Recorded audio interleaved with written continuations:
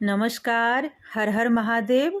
हम मीनू झा अपने लोकनि सबके स्वागत करै छी मैथिली गीतमाला चैनल पर में।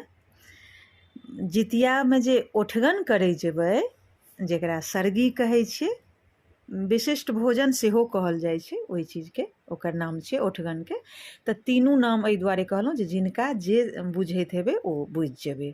ओठगन की होइ छै, सरगी ककरा कहै छै, हिंदी वाली सब सरगी बुझै छथिन, नवयुवक जे सब छथिन, नवयुवती सब, तऽ ओसब ओठगनके जगह परमे ओकरा सरगी बुझै छथिन, जे भोरबामे खायल जाइए।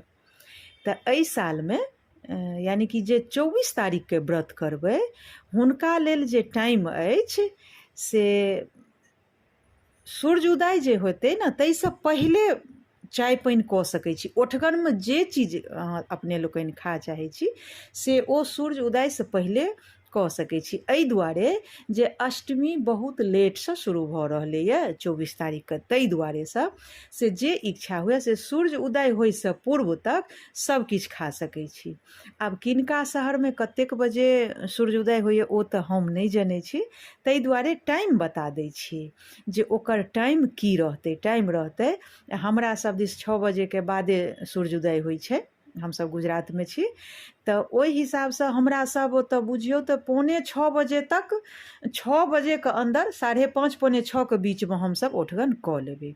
तऽ ओहि हिसाबसँ टाइम बता देलहुँ जे 5:30सँ 5:45के बीचमे अपने लोकनि ओठगन जरूर कऽ लेब, जरूरसँ जरूर कऽ लेब।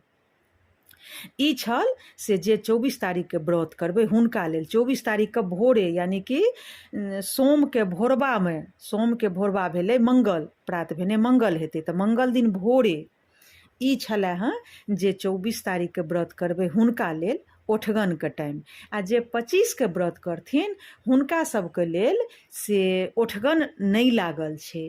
तकर कारण ई छै जे मंगलके से जाहि दिन व्रत रहै छै तकर भोरे लोक ओठगन करै छै, आ सूर्य उदय भेलाके बादसँ लोकके व्रत शुरू भऽ जाइ छै। लेकिन जे केओ गोटे 25के व्रत करथिन हुनका लेल ओठगन एहि सालमे नहि छै। कारण ई जे 24 तारीखके मंगल दिन साँझेमे, सूर्य उदयेमे से अष्टमी तिथि शुरू भऽ रहल छै 6:06 तऽ ओहि भरि राति रहतै 24 तारीखके, आ बुध दिन से भरि दिन रहतै, संध्याके टाइममे 24 घंटा भऽ जेतै तऽ ओ अष्टमी तिथि उतरि जेतै 25 तारीखके। ताहि दुआरेसँ जे 25के व्रत रखथिन हुनका सबके लेल एहिबेर ओठगन नहि छनि। जे 25के व्रत राखब ओ एहि बातके ध्यान राखब जे 25के व्रत वाली सबके लेल ओठगन एहि सालमे नहि छनि, ठीक छै, किएक तऽ ओहि टाइम परमे अष्टमी शुरू भऽ गेल रहतै। एहि बातके ध्यान राखब। बाकी पाबनि खूब नीकसँ सम्पन्न हुए, तकर मंगल कामनाके संग सब गोटेके जय जितवाहन।